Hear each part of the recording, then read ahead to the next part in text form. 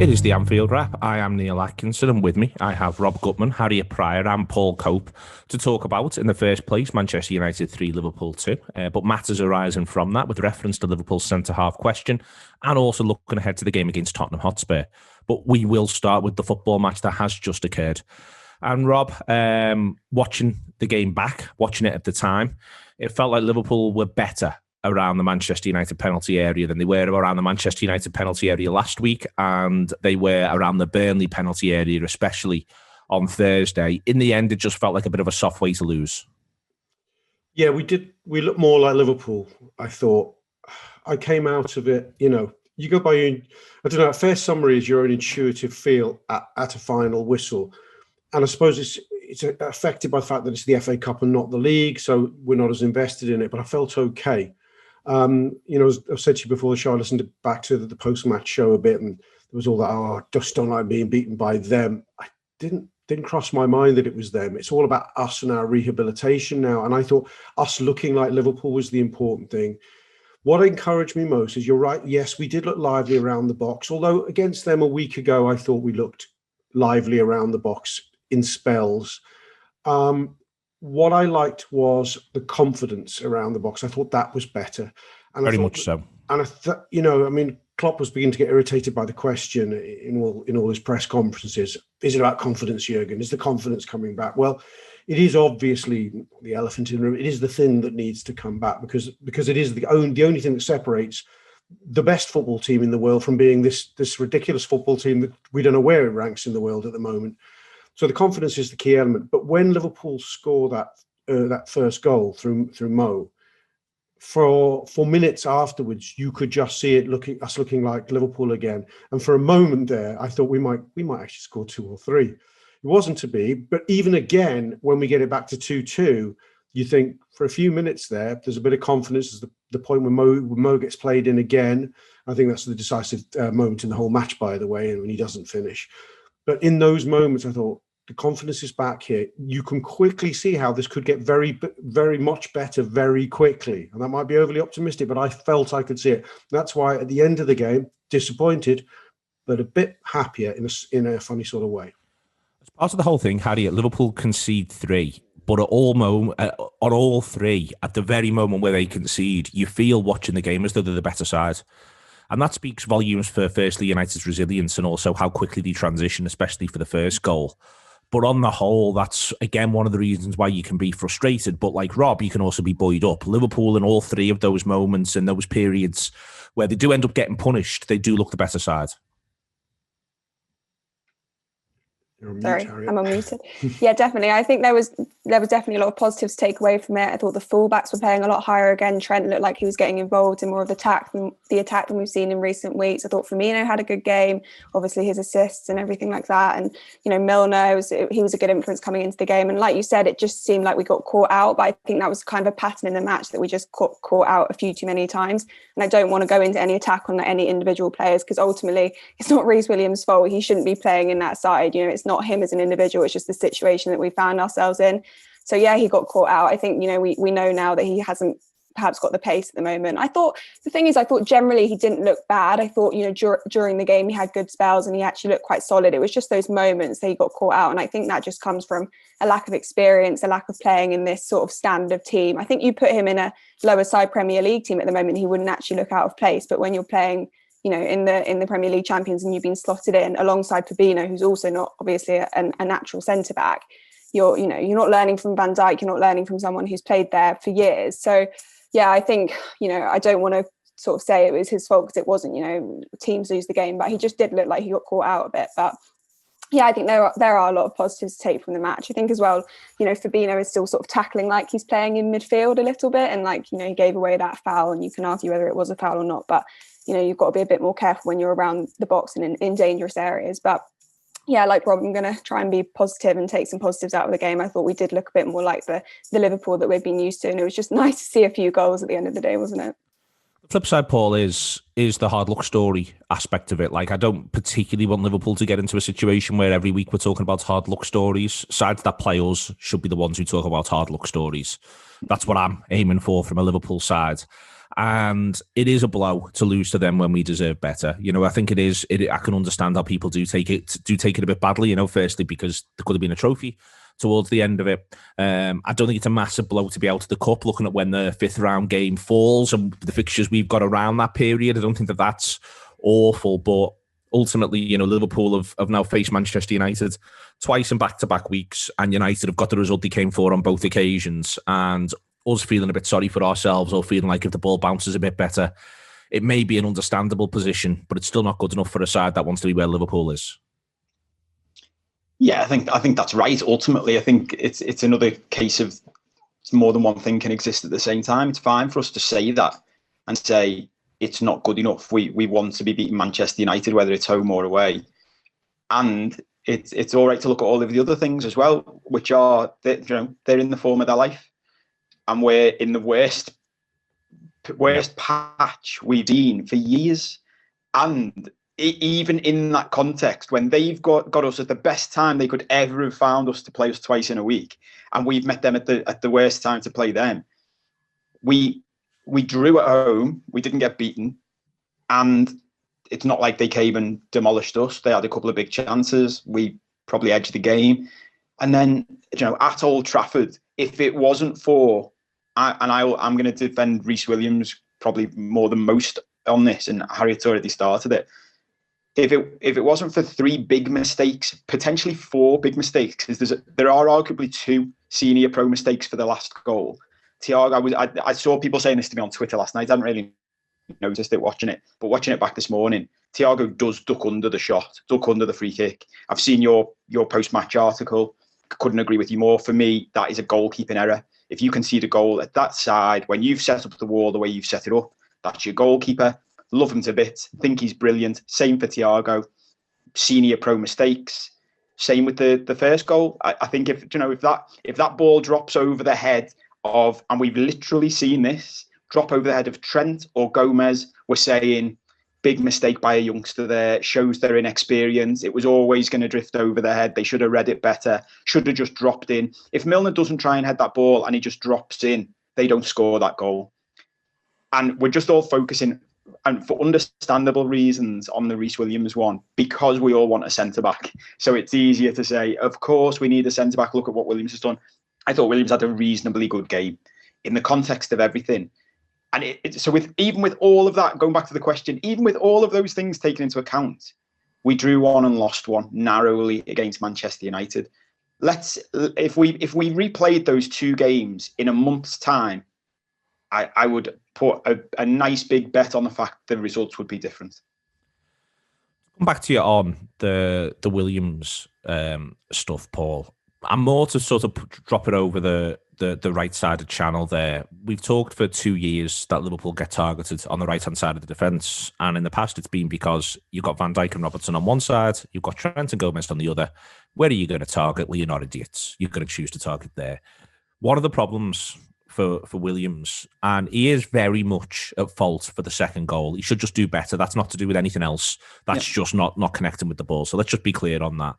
But one of the problems Williams has, and I think Trent has had and is continuing to have, and it's almost separate to, but it's part of his issues, I think, going forward. Before we even get to Williams, it's not easy being Trent because you can't work out where the starting position should be, because he knows that Williams is going to be relentlessly targeted, and in this instance, by Marcus Rashford, not by Dwight McNeil, but by Marcus Rashford. And Rashford just sits there, second half of the first half, over and over and over again. Doesn't track Trent when he goes, just knows I'll make myself available for the counter. And that's a relentless examination on Williams. I don't think he's good enough right now to be playing for us, but that is a relentless examination that he gets, especially in the second half of the first half. And there's none of the support play that you normally have for a Liverpool right-hand sided centre-half. Gomez has Firmino at 6 and Henderson at 8, or at least has Henderson in there and someone else sitting. And it is relentless what's happening to Williams at the moment. 100%. Couldn't agree more. It was the first time watching Trent. I really, really felt sorry for Trent in this game. And we all know his confidence has dipped, his form's not good. But there were so many occasions in that first half where he'd made a forward run and then the ball broke the other way and he turned around, and it's like muscle memory. He turns around, he just expects to see a massive captain standing there, a big 6 foot Jordan Henderson going, Trent, stay where you are, lad. I'll get this and just knock it back to you. And instead, he kept doing that thing that it reminded me of playing five-a-side when you've made the run and then you realise you've lost the ball and you have to put your head down to sprint back. Because it's like, I haven't got the energy for this. And he must have had to, I'd love to see the sprint stats. And he was basically just doing shuttles for that entire first half because of what you've just said. At the same time as that, you've got Williams exposed in the same place. And it felt to me, it very much reminded me, it might have been something you wrote that reminded me of this. That I remember, do you remember when Gerrard said about, I think it must have been Sturridge and Suarez, if you want to go 2v2 against them, all the best. Yeah. And it just reminded me that that's pretty much how we set up now in defence. We've basically created a side where we go to the opposition. If you want to go 2v2 against our centre-backs, all the best. Because we've got this lad who drops in, and behind them, we've got the world's best goalkeeper, probably in the top 2 or 3, if not the best. So all the best. And it looked like at Old Trafford, we've gone, do you know what? If we want to recover our attacking prowess, we need to say to Trent, just get back to doing that, mate. And the problem is, Rhys Williams is not Joe Gomez and he's not Virgil van Dijk and he can never be expected to be. So when you say to Marcus Rashford, 2-on-2, all the best, he goes, oh, okay. You want me to run at Rhys Williams? And you're like, yeah.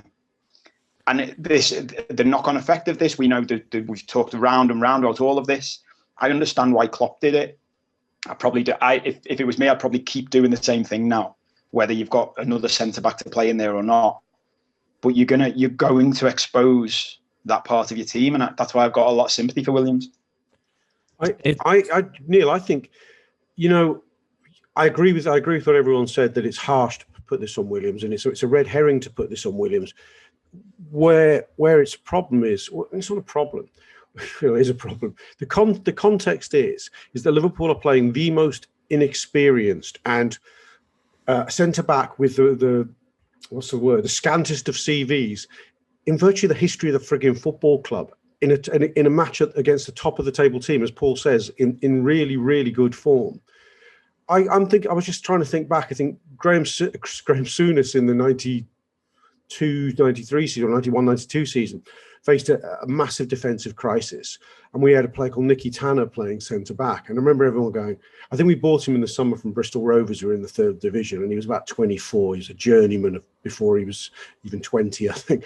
And you go, wow, we've really dropped that we're putting a lad with this level of inexperience at centre back. And I was thinking, Nicky Tanner would be a lot higher profile in relative terms today than Paul Rhys Williams, who was turning out for Kidderminster last season. It wasn't just that we're missing Gomez and Van Dijk. We can't emphasise this context enough. We were missing Gomez, Van Dijk, their cover, Matip, and we were missing the midfield cover, Jordan Henderson. So he's somewhere down. Is he 5th, 6th? I don't know. In the scale of people we could pick, it was. I'm not saying it would be very unfair to say it's like playing with 10 men, but it's like playing with 10 and a half men. It's like playing with a competition winner. Now I'm saying this and it sounds terribly disrespectful to Rhys Williams, but he shouldn't be I think he's playing at a far higher level in terms of his actual performance than we can have expected of him. I think on the ball he was really, really good, but we are handicapped here, and it needs to keep being emphasised. But on that, Harriet, what happens is that there's just endless encouragement. And that's what I found difficult to watch from a Manchester United point of view. You're doing this thing and it's working and it's going to keep working and nothing's changing to stop it from working. And and this is what I almost mean, it's like a massive carrot that's dangled on an area of the pitch, a big red arrow to Manchester United before a ball's kicked, but then as the balls continue to be kicked, if you attack here, you will find yourself to be able to find a way through. Not 1 time out of 10, but 5 times out of 10, 6 times out of 10. And that is a problem for Liverpool. Yeah, absolutely. And I just don't know, looking forward, what the sort of solution can be. I know, Henderson, we haven't even got him to put in that match because he's not fit. I don't know the extent of his injury. But even when he does play centre-back, it just brings the whole team back. So it's not like that's a permanent solution. You can't just keep putting Firmino and Henderson in centre-back and expecting the rest of the team to play on as normal, because it doesn't happen. So obviously we know Matip can't play 2 games a week, and when Champions League's coming up again in the next couple of months, we know that's not going to work. So it is kind of like, well, what does come next? Can you just keep having this player on the pitch that is going to get exposed? Do you just hope that he has enough time to work with Klopp on how to sort of stop that happening? You know, you can't just expect him to just turn around as a player in a month and gain all this experience that he just doesn't have. So, you know, and I think like at his press conference before the match, Klopp was for the first time just sort of saying, I can't do anything if I haven't got the money. And they're saying, you know, you can't buy anyone, then what can I do? That's how it's always worked. I don't know why anyone thinks I can just say, click my fingers and expect a new centre-back to turn up. So I think it is looking like very unlikely that we are going to sign another centre-back. So we are going to have to find a more permanent solution. I just don't know at the moment exactly what that is, and I think that is why people and fans are just finding it a little bit difficult to be positive and find a way out and find a way forward without having this permanent solution. Rob, the concern is the extent to which the issue is systemic, and that it's all, yes, the problem is that it's hurting the system, therefore it is systemic. Everybody is missing someone, and every aspect of it is missing someone. This isn't as simple as you just sort of listed before when you go down, but also part of that is moving people around. It isn't just clicking one piece in and out of place. Trent is missing the security blanket that gets wrapped around him that allows him to push forward with a fair degree of abandon. He still works, but a fair degree of abandon. And on top of that, there, you know, you have a decision to make then as to whether or not you change the way in which you want your system to operate. And you could have done that during the game as well. And it is worth saying that coming out in the second half. Klopp's not a stupid man. You know, he knows he could sit someone in front of Williams, could make it a little bit easier for him. But I think chooses not to and wants Liverpool to keep playing because he thinks that's his way home. And he is nearly encouraged. Liverpool do nearly make it 3-2, as you said earlier on. You know, I think all of this, it is a fine line thing. But if you are going to commit to Liverpool's system, as Paul says, part of that is doing what you're doing at centre-half and at right-back and in front of those players. Yeah, all that's true, right? But then I'm thinking back to a phase, it feels like the golden age of the season, before the West Brom game and we forgot how to win football matches. I'm thinking of that Tottenham game a couple of weeks before where Rhys plays and we play really well and 2-1 flatters Tottenham. We could have won that 3-0. And then I'm thinking back to Atalanta where Rhys plays. And then there are other games, of course, that, you know, sometimes we were just about hanging in there and a tougher opponent can expose you. And I understand how the problems within the system create the first roots of the problem, because we saw it at Fulham, we saw it at Brighton, and it happens, and then it becomes a problem, becomes a growing cancer. I don't really, you're right, but I think there are ways out of it without thinking it requires us just to go, fuck, what are we going to do till they all come back? I agree.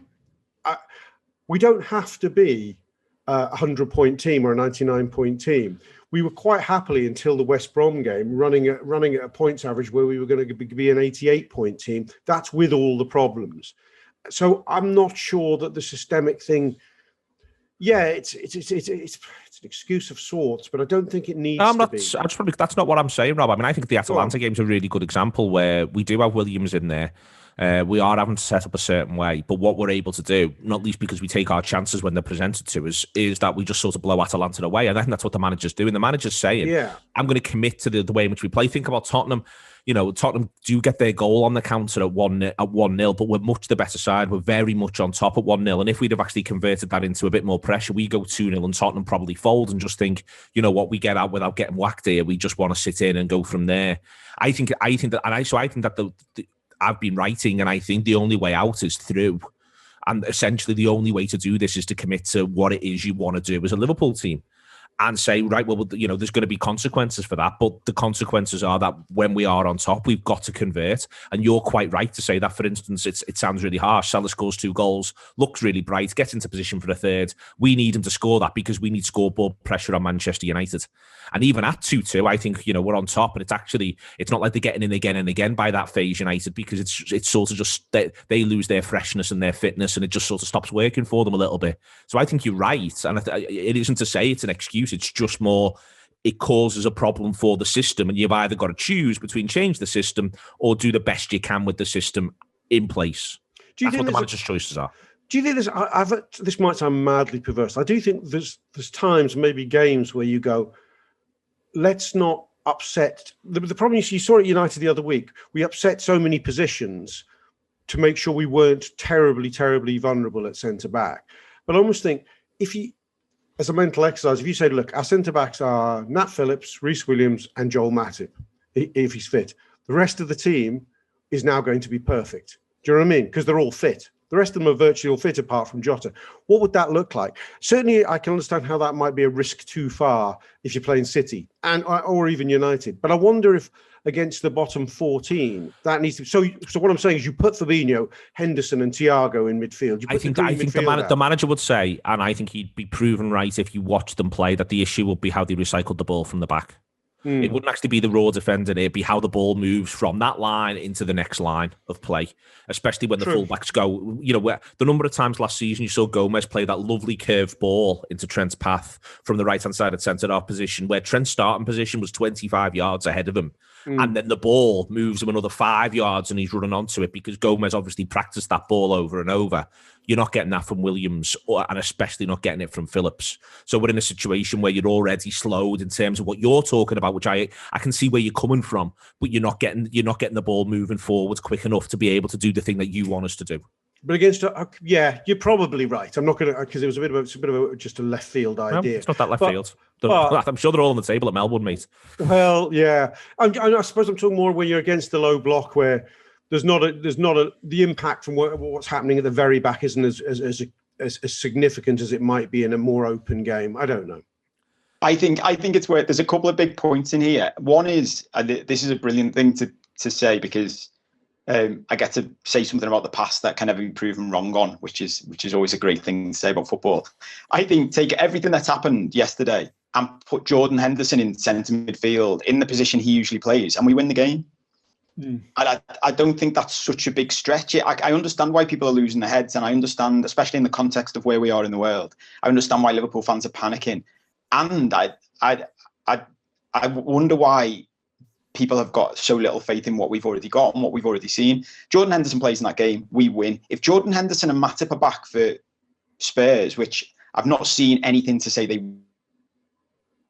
won't be, Henderson was assumed Matip was rested.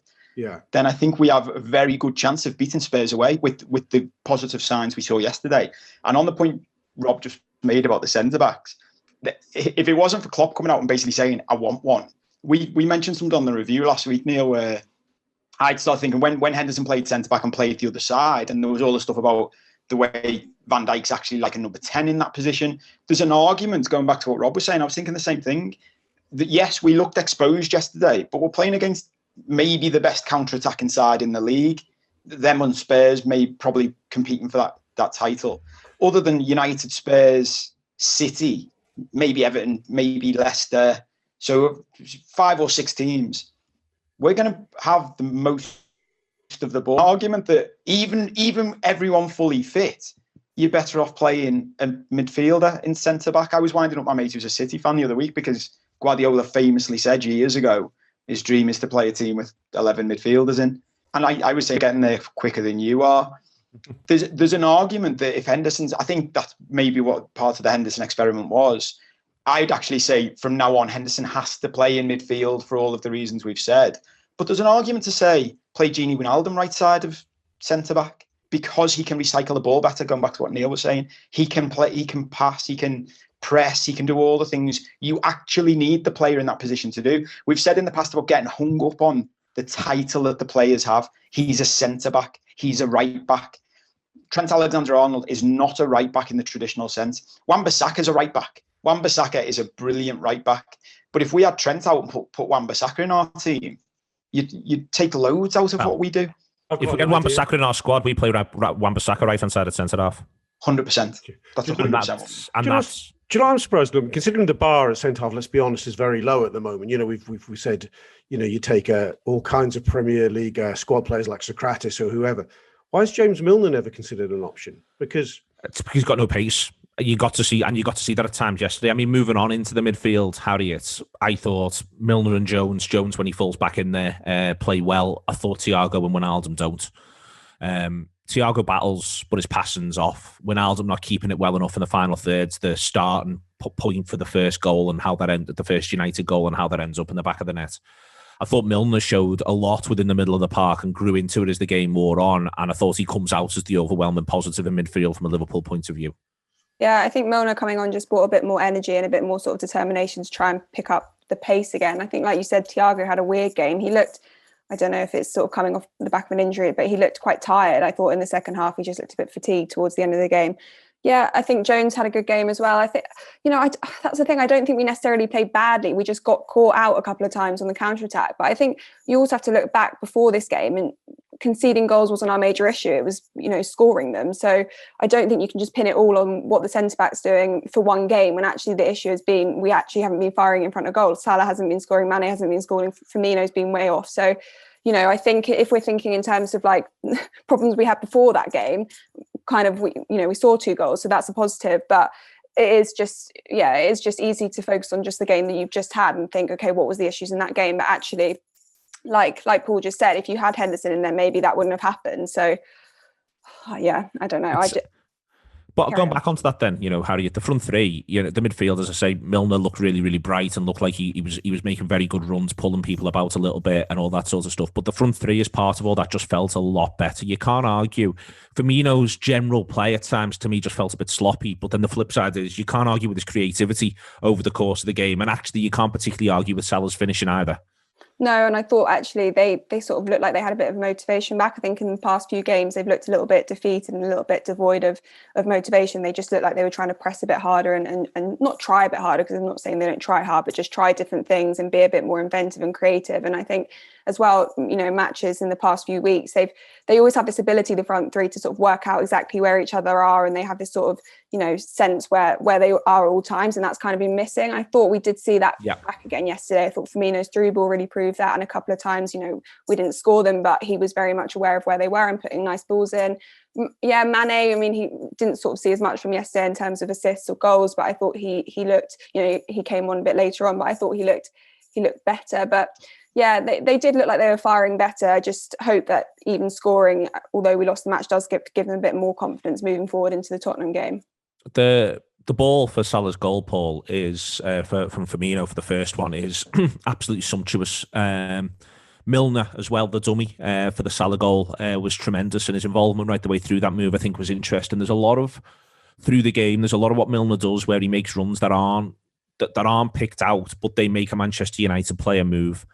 And watching it back, especially, I was left thinking that's maybe something we have actually been lacking. Someone who makes a run where it isn't about whether or not he's going to get the ball, but it's what he's doing to the opposition setup. And I think that, the gap is there for when Firmino plays the pass. He plays it to perfection, but you've got to create gaps.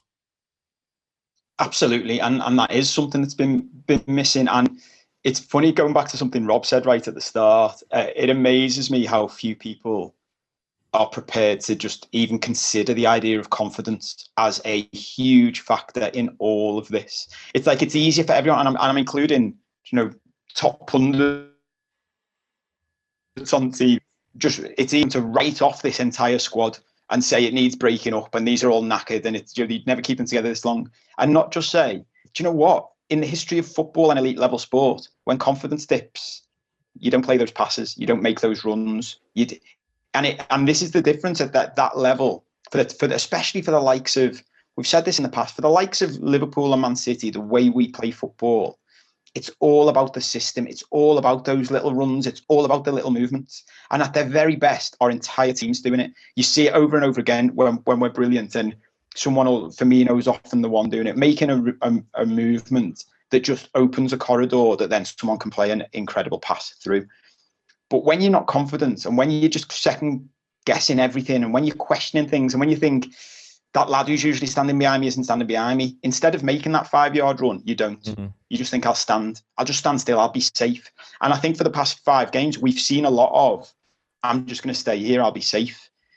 And that changed yesterday. And for me, again, going back to what Rob said about there's 2 camps on this. We just don't like losing against Manchester United and the bigger picture. And I'm very much in the bigger picture camp of, for me, I'm fine with it all. That looked like a team that had a kick up its arse, losing its home record in a game it shouldn't have lost, but looked like it was willing to take risks again. I was made up Milner was in the side, especially when Henderson wasn't there, because I felt like we needed a lad who would come in and scream at people and not just at the ref and not just at them, but it is at his own players.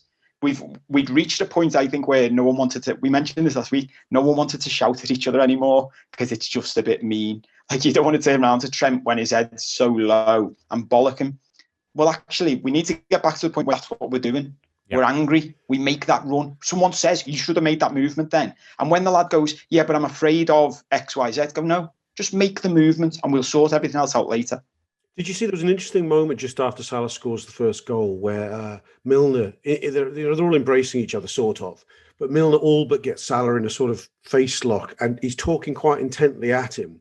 I thought that was an interesting sort of piece of on-field coaching. I don't know what he was saying. He was clearly saying something more than, I really enjoyed that goal, do that again. But I thought, yeah, that was the sort of captaincy element that he brings to it, that sort of intensity you're talking about.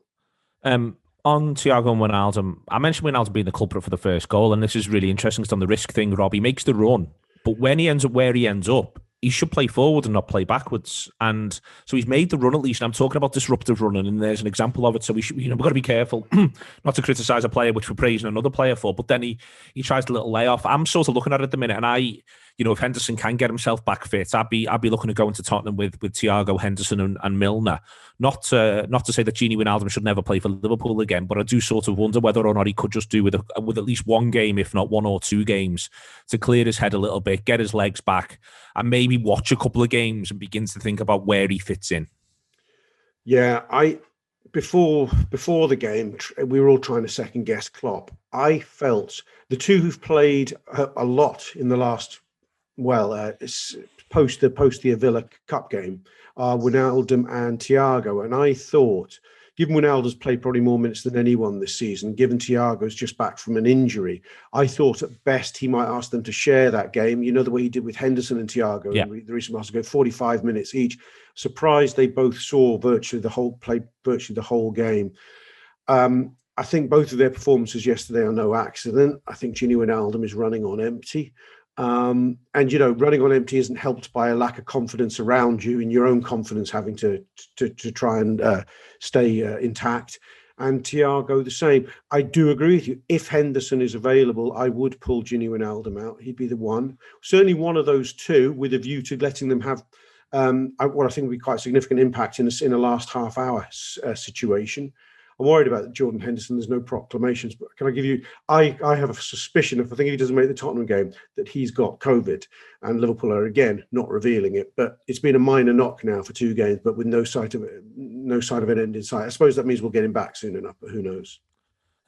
All right, Harriet. I was just going to say quickly, I thought without Henderson there wasn't really anyone that took on the role of covering the defenders a bit more and sort of sitting back. And I don't know if that's the reason why we did get caught out a few times, because there was no one sort of sitting that bit further back in midfield and able to sort of track back and be there, if Rhys Williams did get caught out with the ball going over him or, missed a touch or whatever. And I think maybe that is, what he does bring to the midfield that maybe Thiago and Wijnaldum just couldn't do yesterday or didn't do yesterday. Do you think, Harriet, if you had Henderson, what we haven't seen much of yet is the idea of Henderson and Thiago together in the heart of the midfield, because that's where I feel as though they can help one another. I think Thiago is very willing to battle, and I think you saw that yesterday against Manchester United. But his entire his modus operandi is to think forward. So I think it would help if Henderson was there and was able to, that he can almost play as a little bit more of a 2. That's what I'm really looking forward to seeing, if we could get Henderson back in, because I think it'll let Thiago remove a little bit of responsibility, but also then when he comes and helps out, he's helping out Henderson rather than being the first man on the scene. Yeah, definitely. I think Henderson, like I just said, provides that bit more of security, and then it gives Thiago the opportunity to be able to push forward and be a bit more creative. And, his passing ability, regardless of his match yesterday, we all know that his passing ability is there, and he has the ability to put these balls into the front three and really hopefully make us score a lot more goals moving forward when he does sort of get his form back after yesterday. But yeah, I think playing the two of them together would be really beneficial in terms of you having that person there to sit back and help out the defenders a bit more, and then Thiago can sort of go, and we don't have to worry about Rhys Williams or any other defender in that position getting caught out, because Henderson's there, and then Thiago can go and push forward. And he does, like you said, he does play more of a naturally attacking role. It's not in his sort of instinct to track back and to be that far back on the pitch. So yeah, I think it will be great once we can play them both together. And yeah, I don't know about Henderson if he has got COVID, or I think they said a groin injury or something, but hopefully he can play against Tottenham, because I think the two of them together would be a lot more positive. Yeah. And that's the thing, isn't it? You know, we're all going to be flat. None of us are made up here, are we? You know, no. So I don't want to flower her up. You know, I don't want to, be accused of us all being, too optimistic. Far from it. You know, but on the back of the recent form, which has been not good enough, and we're in a position where we're league champions and the trophies that we've won. You know, that this is the bar that we want. This is what we want Liverpool to be compared to. And so, we're really disappointed. You know, we've made our point clear to think about the centre back. I think if anyone was tuning in here. If FSG were fishing about and they looked in, they think they'd see. Buy one. Yeah, exactly. Yeah, that's how the fan group is. Our WhatsApp groups. The lads out to Stanley, it's all the same. We all got the same conclusion. Like I say, there might be mitigating factors which make it complicated, but the team had to go, and the team sometimes, through all the energy that Liverpool put into winning what it's won. Putting us back on the football map, qualifying for that Champions League, going on to win, getting the heart broken with the most romantic European Cup run in Kiev that we could have wished for, then learning and winning it, and then heartbreakingly coming short in the league and then going on again. And sometimes you just put so much of the soul and so much of everything into it, it's going to go a bit flat and a bit stale at some point, and it has to dip, and then it'll bounce back up. For example, Man City with their fantastic football over the last few seasons, and anyone who loves football would love watching them at their best. And when they really get onto a team, they can really win. Man City will be so disappointed with their points total last season, but that wasn't our business, so we haven't really thought about it. And so that's where we are now. And there's mitigating circumstances, and that's the good sign, because there is mitigating circumstances. It's not the Klopp's lost the plot.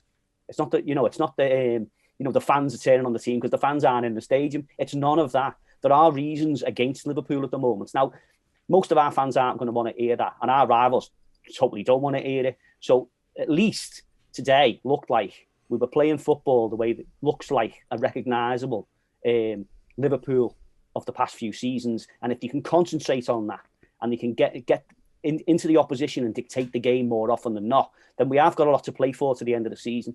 And that's the route forward. And us as a fan base, we just got to stick with that and accept sometimes Liverpool, we don't win all the time, And next season, I'm sure there's plans in place, and let's keep moving. And we need to, and quite right, they should be moaned at. Don't get me wrong, because that keeps us there. We need to challenge the club and say, no, this isn't good enough. We want to be number one. We don't want to be one of the best or a couple of contenders. We want to be Liverpool, top of the world. So yeah, let's strive to that. So it's not all doom and gloom. And fans of other clubs must look at us from the outside and think, look at the manager you've got, and look at the run you've had. What are you moaning about? And we have to take that on. You have to take that on board. The Anfield Wrap is around right the way through for all the build-up to Tottenham, all the reaction to Manchester United, and transfer-orientated stuff. If Liverpool are indeed looking to do some business, we'll talk about that right now with Rob, with Paul, and with Harriet. But it is available, the AnfieldWrap.com/subscribe to do that. Download the app on the App Store. If you haven't already, you'll get some tokens, and we are working again to see if we can get some more tokens in everyone's account who doesn't currently pay the £10 level and get all the audio and all the video. You can pick between audio and video, or you can have everything, and we're beginning to be able to get back outside filming as well. So we'll show you what the city of Liverpool looks like at this stage. Everything that you need there for you, the AnfieldWrap.com. Moving on then, and talking about the transfer situation, the situation for those at the heart of the defence, first and foremost. Rob, a lot remains unclear, but what is emphatically the case is that we will be a lot better with a new one. I said at the start of January I'd actually like two, and I've got an argument around that, but ultimately, being fair to all parties, including Klopp and Edwards, the marketplace for centre-halves is a nightmare. James Tarkowski, for instance, shouldn't be a £40 million player. Lewis Dunk shouldn't be viewed as a £40 million player. In amongst all of this, if there's an area to look at back at the summer, letting Lovren go looks an enormous mistake, and getting a left back in, especially one we haven't seen, doubles down on that mistake. It is worth pointing out that that's something that the online fan base and the fan base in general were very committed to for 2 years, the idea that Lovren had to go. In the end, we don't get very much money for him, and it looks like it's a difficult marketplace to go and get someone in who is as good at centre-half as Dejan Lovren. Yeah, with hindsight, definitely, you wouldn't have let him go. That's an absolute no-brainer. I would say there was a split camps coming in that last summer window as to whether a buying centre-half was a priority or not. I think there was a number of people who thought, yes, we definitely need some cover at left back, but we also equally definitely need some cover at centre back. And Klopp was talking as though, the Fabinho would be more than adequate. Matip, they think with a period of rest, they could get him fit. And of course, we had the regular 2. And in that universe, it looked a rational decision. It didn't look insane. It doesn't look insane now. It's just something you wouldn't have done that way around. And I don't really want to dwell on whether Deggsy's the man or not, because he's obviously better than the options we've got. Although his injury record wasn't far different from Joel Matip's. Although I think Joel Matip's a much better player. The one thing I'd say that's worth dwelling on, Rob, is there's a lot of very noisy people on the internet, and it's difficult at the minute because we don't get to sit in boozers. So on the internet matters, and it is a thing. And a lot of those people who are very noisy on the internet spend a lot of time being very noisy about the fact that Dejan Lovren was shite and should never play for Liverpool again. And it's very important that those people are emphatically told that they were wrong then, and they may want to rethink whether or not they could be wrong now, and they might want to reflect on their own processes and their own thinking around Liverpool Football Club. I'm just one guy. You are very much one guy. Neil, I'm there for you, mate. You're going, I fucking told you fucking whinging bastards. You slagged off Degsy. He was better than you realise, you fucking fucks. And also that left backs are not as important as centre backs. And that too. Right, come on. That catharsis, I understand, was needed. And yes, he was underappreciated and underrated, the big dog. Although his what's his word? He's coming through this week and deciding that Liverpool miss him more than he misses them was absolutely perfect piece of snide by Degsy, and perhaps ugly his best and worst moment in and out of a red shirt. I was absolutely delighted with it, obviously, but go on. Of course you were. So where are we now with this centre half conundrum? The more I've reflected on it, and you know, I've been part of the process of the entire Liverpool sporting world, just dissecting what Klopp meant when he said, hey, I'm not the one who ultimately decides whether the transfer can happen or not. I just make my recommendations. I'm just one guy. Well, more or less, he said things like that. And then then a sane interpretation is, well, it's fair enough. There are the guys who, at the end of the day, go, if the money's not there, the money's not there. And Jurgen accepts it, and we got to accept it. But there is a subtext to what he's saying. And I think the subtext is, I found someone, maybe 2 someones. I found them. And I did, and they weren't 80 million pound lads, because I wouldn't be that stupid as to present them to the ownership in a pandemic. I would have known that was off the table. I didn't do that. What I think happened, and I'm only second guessing this, and I think that's why. It. Well, but it's all we can do, because the club, they operate behind the curtain that they choose to work behind. I think he might have found, I'm going to pick a name because we were linked to him, Sven Botman or an Ozan Kabak, I don't know. And many of the many names we speculated about on the Gutter show recently. He may have found one of them, and a deal may have been doable at a 20-25 and a margin at a price that wasn't insignificant, but also not out of court in his opinion. And I think he put it to them and went, I think we need to do this. And they've gone. When you say he, do you include Edwards or Gordon? Yeah, maybe those 2 as well. I don't know. Maybe him and Edwards. I think this is really, because I think within your speculation, what I think is important, and you are speculating, but what I think is important. No, and it's fine. We can speculate. It's part of what we're here to do. But what I think is important, though, is that the one thing that's crystal clear from every piece of source material is that Klopp, Edwards, and Gordon talk all the time. Sure. I know. And Gordon is FSG's man. And I think that this is why I think Klopp, my reading of it is Klopp is trying to say to the wider football world, I'm not a fucking idiot. I can see we need a centre-half. There's just no fucking money. And I'm being told there's no money. I'm sure that there may well be things that are good to go, but he is saying there's just no money. I'm not an idiot. I'm almost bored of you saying to me over and over again, are you going to buy a centre-half because you need one? And I've got to go, well, we've got to do what we can with what we can. I think he almost just got to the point where he wanted to go, I know we need a centre-half, but there's no money. I think he said different things in the past, though, when he's realised... I think he's got bored. I think he said different things when he realises something's not doable. So, like maybe last summer, when people would have liked to have seen Liverpool maybe show interest in Sancho or even Werner or Kai Havertz, I think he was quite relaxed with the fact that I understand that though their level, including the wage packet, is at a level, we just can't do that.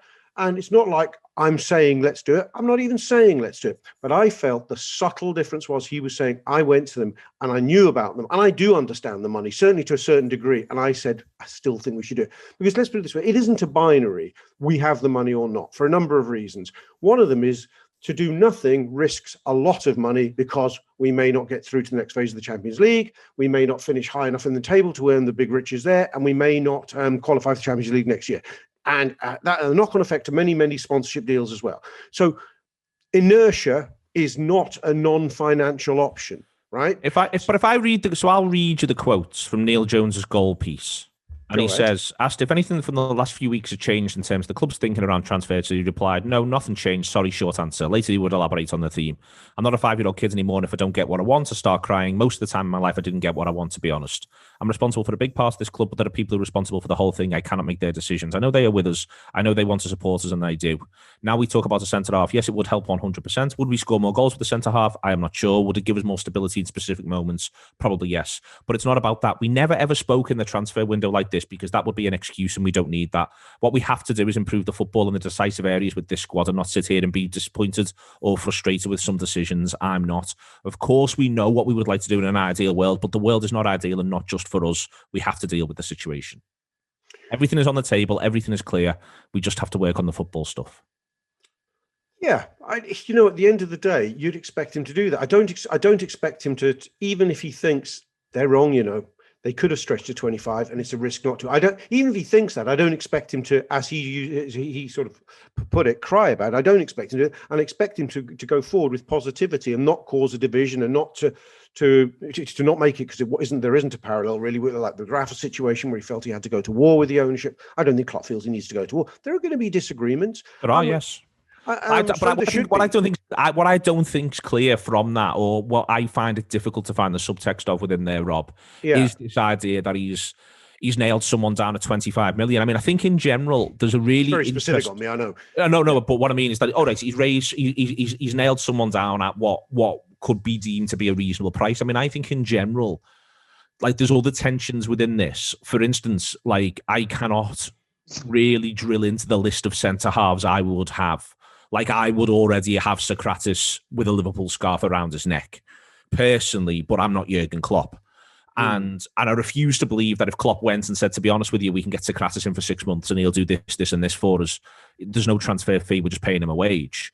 I don't think I don't think he'd be told no for that. Agreed. And this is where I think that within there, part of my point here is that Liverpool have not, and I think there's two instances, one's Ranier Clave and the other one's Loris Karius, where Liverpool have tried to do a bit of short-term transfer, smart-arse cleverness. One's worked there and one hasn't, from a Liverpool point of view, since Klopp and Edwards have been absolutely properly moving forward together when they've had a full season. That's the only time I think that's happened in terms of the short-term, smart-arse, clever sort of bits and pieces. Maybe Adrian as well, but that was forced on them because of Mignolet.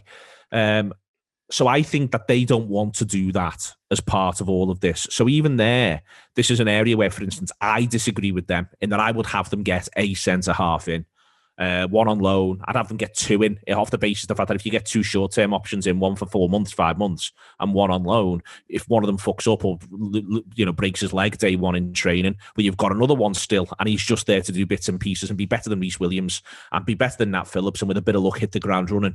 But I think one of the problems here is if Liverpool are looking to still stick to their transfer policy in amongst their FSG running the club policy, it obviously gets very difficult. Yeah, and I mean, there may be a degree of brinkmanship, subtle brinkmanship Klopp feels he has to play with his employers, in as much as if he signs up on the Socrates dotted line too early, he doesn't get let's say I'll keep using this name for an example, Sven Botman, who he thinks is a big deal. They've scouted him, right? So you think, if I sign up for Socrates too early in the window, I don't get the centre-half I'd actually really quite like. So there may be a degree of internal brinkmanship being played there. I mean, there was some reports over the weekend that Liverpool's interest in David Alaba at Bayern Munich on loan remains. Although Real Madrid are the favourites, he still hasn't made that move or committed to them. Their interest remains. Christian Falk at Bild, who tracked the Thiago story superbly throughout the summer and was right, where everybody else, quite frankly, didn't get it as close to it as he did, is saying Liverpool's interest in Alaba it remains.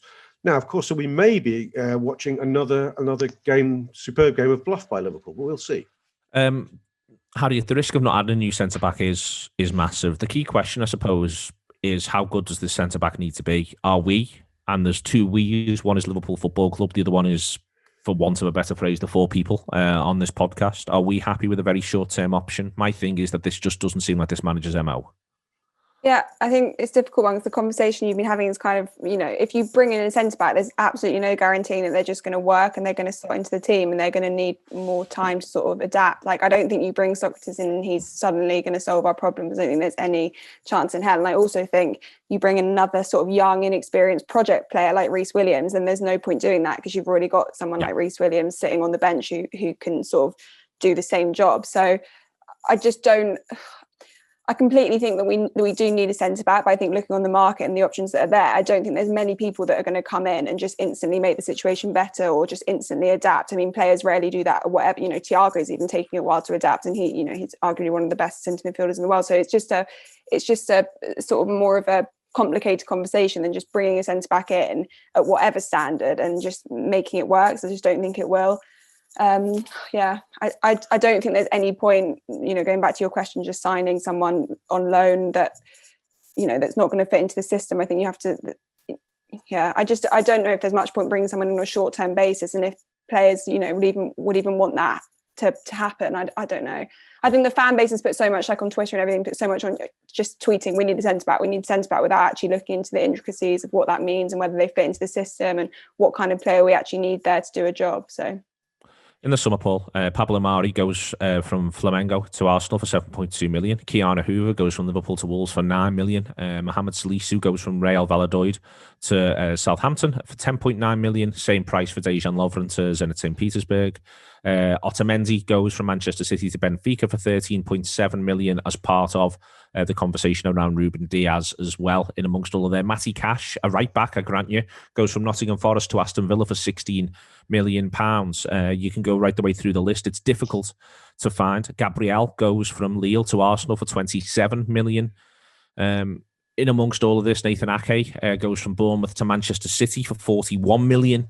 My point is that it's very difficult to firstly work out where a centre-back is pitched, but also secondly work out what's an appropriate price for one. And thirdly, that's even more complicated in a COVID landscape. Yeah, and I think going back to something that Harriet just said then, and everyone sort of touched on, and your rant earlier, which I couldn't agree more with. I think far too many football supporters as a whole, Liverpool fans in particular, are just never, ever willing to consider for a second the intricacies of these situations, the moving parts, all of the different nuances you've got to discuss. I don't believe when you think about the different parts involved in this, I think there's three. You've got Klopp and his coaching staff. You've got the owners who have the cash or not, and you have the team of analysts and people who are identifying footballers. Now, of all those three moving parts, we sort of already know what Klopp said because he's not being shy about it for a change. We're not sure entirely what's going on between him and the owners, but I think one thing we can be certain of, to a certain degree, is what our analysts, our analysis and player identification boys and girls will be doing, which is they'll have found loads of players. I would guess they'll have found a whole range of players, and they'll be saying to Klopp, "Here you go. Here's 10. This one's free, and he's 34 years old, and he wants 150 grand a week. This fella's £50 million, and he's 24, and everything in between." And for all we know, because FSG are going to get the brunt of all of this now, but for all we know, FSG have said, you can have these lads. See in the bottom third of this list, you can have any of them. And Klopp's gone, I don't want any of them. If you're going to make me have any of them, I'd rather have Rhys Williams. And they've gone, okay. But these are moving parts. We can't sanction a signing of the higher end because look at all the things you've just listed. You name some of those players. Some I haven't heard of. Some I'm saying, yeah, we could buy them, and it would satisfy everyone for 2 weeks until the first time they make the same mistake that Rhys Williams made yesterday. And then what? You see, I think Sokratis comes in. Sokratis could have sliced the ball like Rhys Williams did yesterday. Of course, Sokratis could have flown in and got skinned by Marcus Rashford. What I think Klopp might argue is, would he look quite as composed on the ball as Rhys Williams looks, having played in training with that squad for quite some time now? It's really difficult, isn't it, if you think about it? I mean, the one thing I'd say, Rob, the value of FSG is the value of Liverpool Football Club is hugely increased under FSG, and they'll be at some point they'll sell the club. I don't think that's going to short to medium term, because I think that the policy right now would be a little bit different if that's the case, but that's a separate conversation, one for another day. But the value of LFC has increased hugely under Fenway Sports Group, and there is some sort of point where you just need to maybe buttress that a little bit, in that this isn't just a conversation of whether or not Liverpool can win the league. It's that top four, I think, is going to be, for every team, really weirdly, bar maybe City, a bun fight still. It's still going to be a scrap, I think, until the bitter end. And I accept that Liverpool's cash flow will be a shit show. We're looking at the accounts of every team at the minute that are coming out in the COVID period. Barca's are the most recent, and yes, Barca's looked atrocious anyway last year, but they look even worse now. Real Madrid looking a mess. There's loans all over the place that have gone out to clubs. But I understand that so far the policy for Liverpool, Rob, has been not to get a loan from a bank or from FSG around transfers. That's been the policy, but there are exceptional circumstances where maybe you need to change a policy.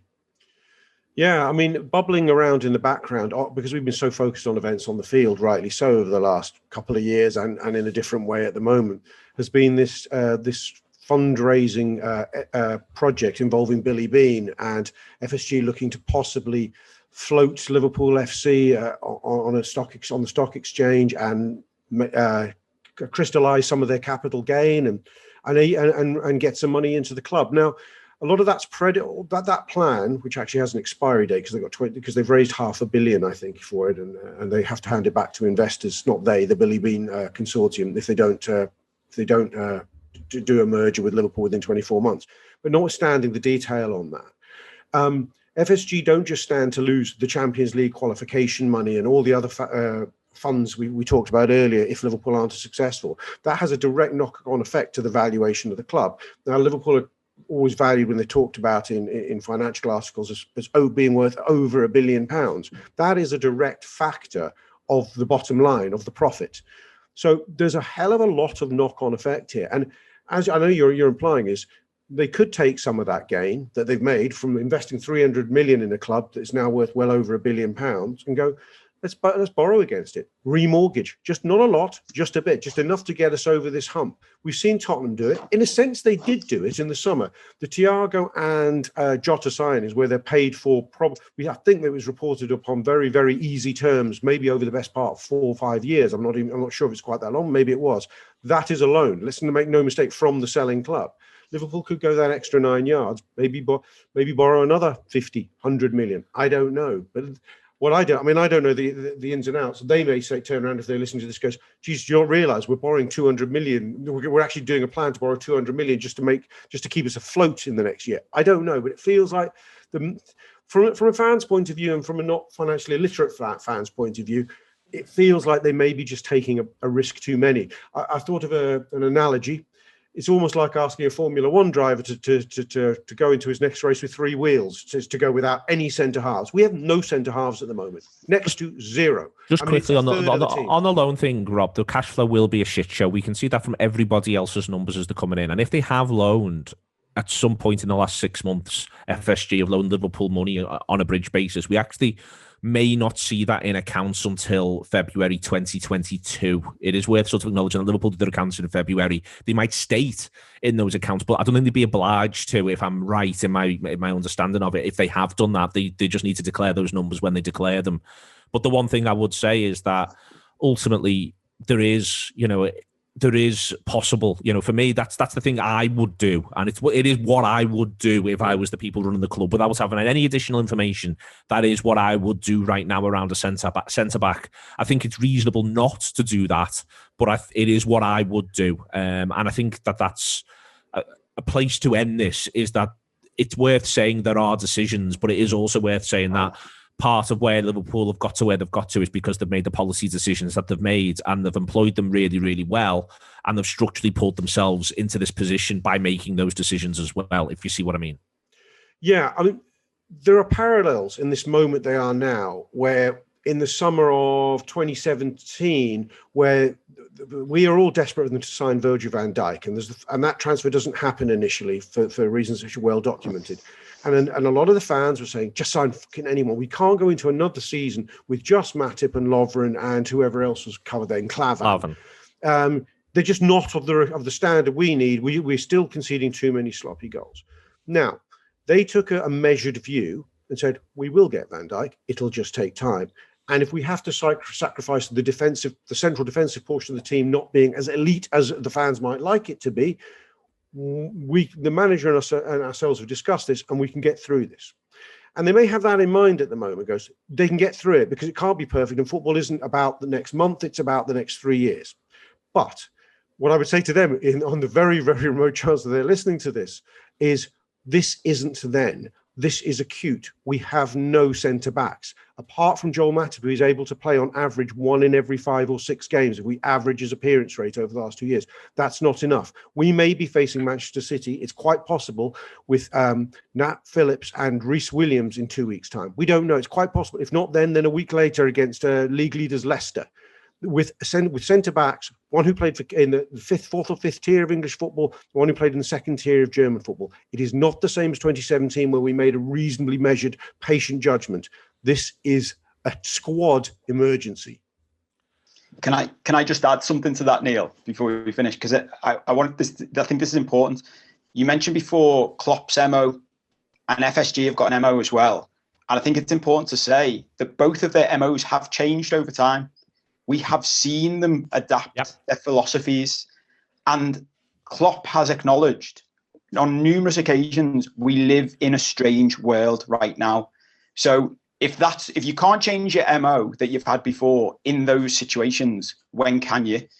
And I think the other thing there's two other things worth saying. One is I can always imagine someone like John Henry sitting and listening to stuff like this and thinking, isn't it funny how I've become a billionaire by understanding risk and literally hedging it, and these dickheads think they can assess a risk better than I can.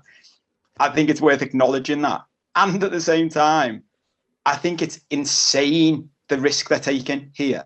Because again, aside from any other season we've been involved under Klopp with this, we could get to the last game of the season. And I think by then, whoever's first and second will probably be away from the pack. Hopefully that will be us and City, I would guess, but who knows? But I would say it's not unrealistic to say this season, on the last day of the season, between 3rd and 6th or 7th could be separated by 3 points. You could be going into the last game of the season to either be in the Champions League or finish 6th or 7th. And for me, that's just too big a risk to take when you could just buy someone for 20 million quid. Taking into account everything you've said about the value of the club, borrowing money, in the grand scheme of things, it's not that large an investment for the risk that you're taking if you don't do it. Okay. Harriet, pick me a Liverpool team for the game against Spurs. Well, hopefully Matip's back in. So obviously you've got the defence there with Firmino. I think, like we said earlier, I don't know. I love Wijnaldum, so I'm always hesitant to say that he needs a rest, but maybe he does need to have one game out, and you put Milner in there, or you maybe ask Shaqiri to come in and play, and then I think the front three just go again. I'm really surprised we haven't seen any of Minamino in the last few matches. I thought. Why do you think that is? Why do I think he hasn't played? Yeah, I really don't know. I don't know what Klopp's reasoning is behind it, because I thought, especially in the Crystal Palace match where we obviously won 7-0, he played well, and he obviously scored the opening goal. I don't know if he just hasn't sort of gelled into the system, and they don't think he's going to do a best job than maybe any of the other front three, and there's not much point taking him out and just trying to see if he can come into form suddenly and score. I think we desperately need Jota back. I think we all know that, and hopefully I haven't seen anything about when it might be that he's back. But yeah, I think against Tottenham you just have to go with the strongest team and just trust them to just try. And if there's no Henderson, Harriet, who would you pick in midfield? Thiago, Milner, and who would be your third person?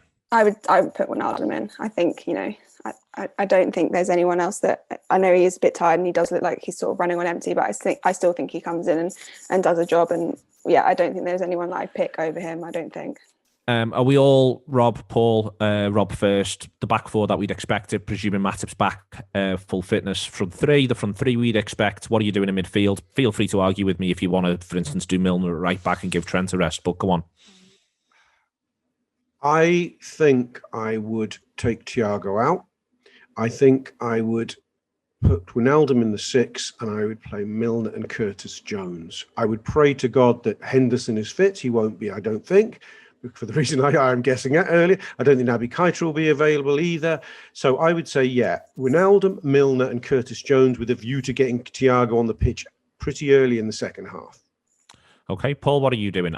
Again, by all means, say that you play Tsimikas at left back, or Milner at right back, or whatever. But what would you do that's different to what's been said? No, I'm not changing either of us. The Tsimikas thing does make me laugh, especially in the context of the centre half thing. When we literally said we need someone to back up Robertson. Robertson's like, you don't. I'll never miss a game ever. For as long as football is played, he's one of those lads who it's like just inject my foot with whatever you need to do, or steroids, wrap it up. And we could be playing Minamino at left back. It wouldn't feel as exposed as playing Rhys at centre back. No offence, Rhys. Yep. Go on, Paul. Yeah. So all of that is the same. Midfield, Rob has worried me with the COVID thing. I think something we could do without for the rest of the season is these injuries that people are just like, oh, he's just got a knock. The Jota one's the latest one. I thought Jota just had, he was going to be out for a couple of weeks. And then 2 weeks ago, it's like his leg's still in a brace. Like, when did they put his leg in a brace? Why have they started putting his leg in a brace? It wasn't that bad an injury, was it? So what's going on with that? The last thing we need is Henderson. If Henderson's not there, Rob's already said what I would do with the base in the midfield. I wouldn't leave Thiago out, but I'd say to him, you're not a 6 in this league, mate. You might have been able to play 6 in Spain and Germany. That clip of him where I think he was chasing Greenwood for the one that Alisson ended up saving, and he started sprinting and then he put his head back like the roadrunner as if to go, this will make me go faster, and it didn't. Like that's not something I want to see again. I'd play Thiago further up the pitch. I'd put Gini Wijnaldum in the 6 and say to him, drop in, do your best Jordan Henderson impression, and I'd play Milner and keep his energy in there. Okay. Thank you very much indeed to Rob Gutmann, to Harriet Pryor and Paul Cope. We've covered a lot of ground on this one. I hope you've enjoyed it. It has been the Anfield Wrap after Liverpool have been beaten by Manchester United. I have had enough of not winning. Can we fucking sort that out against Tottenham, please?